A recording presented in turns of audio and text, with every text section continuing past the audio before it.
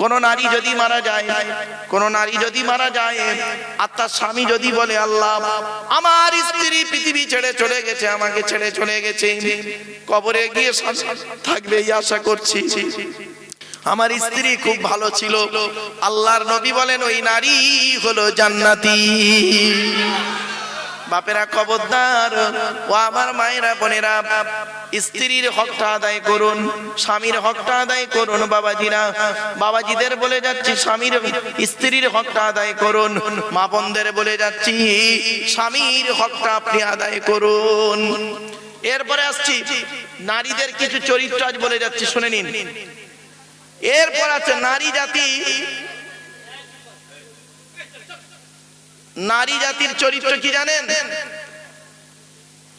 নারী যখন বউ হয়, নারী যখন বউ হয় তখন আলাদা খাওয়ার লাইন করে, আর ওই নারী যখন শাশুড়ি হয় একসাথে খাওয়ার হাদিস শোনায়।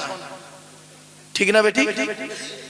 একই নারী, ওই নারী যখন বউ হয়েছিল প্রথম তখন আলাদা খাওয়ার লাইন করেছে, শ্বশুর শাশুড়ি দেখবে না, আলাদা খাবে, ছোট হাঁড়ি ছোট কড়া, একটা গ্যাস। আর ওই নারী যখন ছেলের বিয়ে দিয়ে শাশুড়ি হয়েছে, বাবা কি হাদিস শোনাচ্ছে বৌমাকে, একসাথে খেতে হয়, এই করতে হয়, তাই করতে হয়। এই হলো নারীর স্বভাব। নারী জাতির শত্রু হলো দুটো। কটা কটা কটা? দুটো। এক নাম্বার হলো সতীন, দু নাম্বার হলো ননদ। এক নাম্বার সতীন হলো নারীর শত্রু। এজন্য মা বোনদের বলি, শুনে রেখে দিন, নারী জাতির আরেকটা অভ্যাস খারাপ কি শুনুন। নারী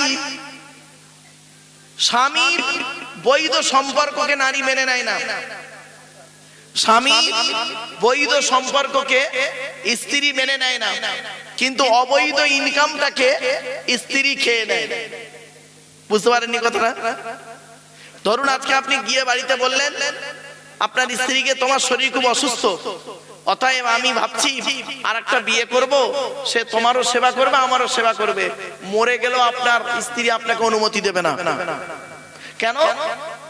স্বামীর হক কাউকে দেয় না, সবের ভাগ দেবে, স্বামীর ভাগ দেবে না। এই হলো নারী জাতির একটা ভালো গুণ। কি ভালো গুণ শুনবেন? এই গুণটার একটু ব্যাখ্যা করি।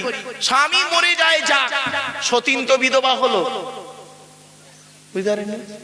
ও নিজে যে বিধবা হয়ে গেছে ওর খেয়াল নেই, সতীন বিধবা হয়েছে খুব খুশি। আমার বাপেরা, এগুলো বলছি নারী জাতির চরিত্র। আর একটা কথা বলছি, নারী জাতির আর একটা শত্রু হলো সতী, এই ননদ।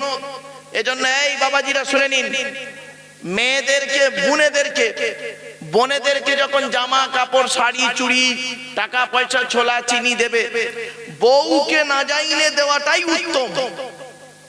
আর এ বোকা কি করে, বউ বোনকে একটা শাড়ি দিচ্ছে, বউকে জানিয়ে, জানো শোনা এইটা বোনকে দিচ্ছি, ওর কলজা ফেটে যাবে। বাস্তবটাই বললাম। আর কেনই বা বউয়ের অনুমতি নেবে না, কেনই বা বউকে দেখাবে না? ফুলসজ্জার রাতে, বাসর রাতে, ফুলসজ্জার রাতে, বিয়ের প্রথম দিন বাসর রাতে, ফুলসজ্জার রাতে যখন বউয়ের কাছে গিয়েছিলাম, মনে মনে বলেছিলাম 50,000 টাকা ইয়াম্মা গাড়ি, 5 ভরি সোনা, খাট গদি ড্রেসিং টেবিল আলমারি সোনার দান সাজের বিনিময়ে তোমার বাপের কেনা চাকর গোলাম হইয়া গেলাম, তুমি যাহাই বলিবে তাহাই শুনিব, গন্ডগোল যদি করি মারিতে দ্বিধাবোধ করিবে না, গন্ডগোল যদি আরো করি তাহলে আমার পিতামাতার নামে আমার বিরুদ্ধে বধূ নির্যাতন কেস দিয়া আমার বাপ আর মাকে জেল খাটাইয়া আমার এই জেলে ঢুকিয়ে কালানি খাওয়াবে। হয়েছে? এ তো বউ পাগলা বিবির গোলাম, তা হবে না? এ দশা বাস্তবটাই বললাম। এই মা বোনেরা, আমারে ভুল বুঝো না মা, বাস্তব কথাটাই আজ বলে গেলাম আপনাদের। আর একটা কথা বলছি, নারী জাতির ভালো গুণটা বলি দুটো।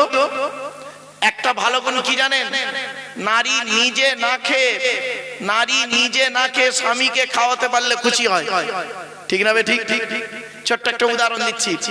আল্লাহর নবীর স্ত্রী আয়েশা বর্ণনা করছেন, আল্লাহর নবীকে আমি যতবার খাবার তুলে দিয়েছি, আল্লাহর নবী আমাকে বলেছেন, আয়েশা তোমার আছে, এসো একসঙ্গে খাই। এজন্য রাসূলুল্লাহ বলেছেন তোমরা স্ত্রীর দায়িত্বটা পালন করবে, স্ত্রীকে ভালোবাসবে, স্ত্রী তুমি যেমন খাবে স্ত্রীকে তেমন খাওয়াবে। আমরা তো স্ত্রীদের অত গুরুত্ব দিই না। আল্লাহর নবী বলেছেন তুমি তোমার স্ত্রীকে, স্ত্রীর পিতামাতার গালি দেওয়া হারাম, শ্বশুর শাশুড়ির গালি দেওয়া হারাম। নারী জাতির সব থেকে বড় রাগ হয় কোথায় জানেন? যে ওকে যদি অন্যায় করে একটা মেরে দিয়েছেন, আপনার স্ত্রী অত দুঃখ পাবে না। যদি মারার বদলে আপনি যদি বলেন তোর বাপ এই তোর মা এই, ওর বড় কষ্ট পায়। আর পুরুষের রাগ কোথায় হয় জানেন? যখন স্ত্রী স্বামীর কথার উপরে কথা বলে। ঠিক না বেটি? একদম বাস্তব কথা বলছি, কথাগুলো একটু মাথায় মিলিয়ে নিন বাবা।